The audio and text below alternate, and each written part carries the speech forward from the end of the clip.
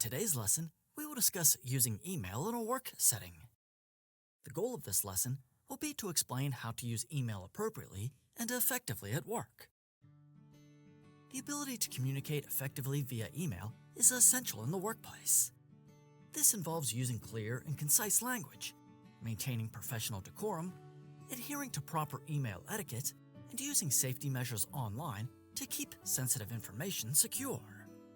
The language used in workplace emails should be clear and to the point. Avoid using slang or jargon that might be confusing.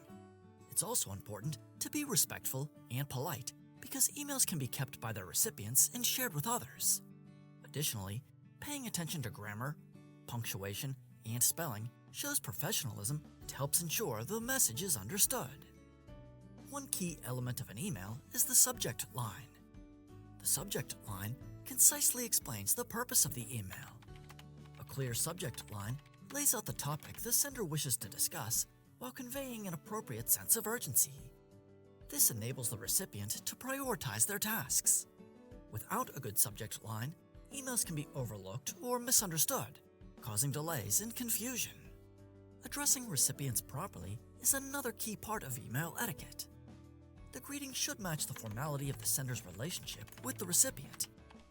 In a professional setting, it's best to use titles and last names unless the sender knows the recipient well enough to use their first name or a preference has been stated.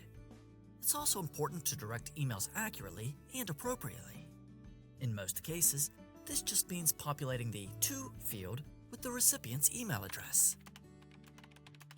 However, additional recipients can be added using the CC field. And when replying to the sender of a mass email, remember to hit Reply rather than Reply All to keep correspondence private and to maintain good etiquette.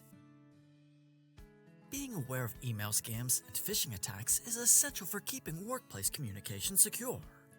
Phishing emails often look like legitimate messages, but they try to trick the recipients into giving away sensitive information or clicking on harmful links. Signs of phishing include unexpected requests for confidential information, suspicious links, generic greetings, odd email addresses, poor spelling, and poor grammar. Workers should always check the source and content of emails and report any suspicious emails to their IT department.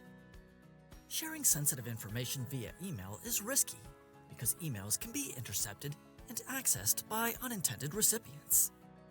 In general, it's best to avoid sending sensitive information via email, but this is not always an option, especially in professional settings where this kind of information is exchanged regularly.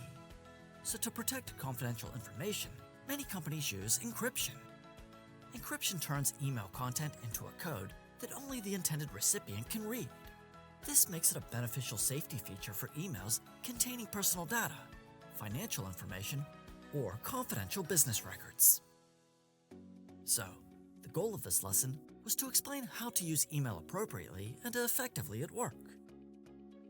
Using email effectively in a work setting involves using clear and concise language, maintaining a professional decorum, adhering to proper email etiquette, and utilizing safety measures online to keep sensitive information secure. Good email etiquette includes writing properly and professionally, using clear subject lines, and addressing recipients correctly. Email safety involves looking out for email scams and phishing, protecting sensitive information, and using encryption when necessary to safeguard workplace communications. For more information on this topic, contact your teacher.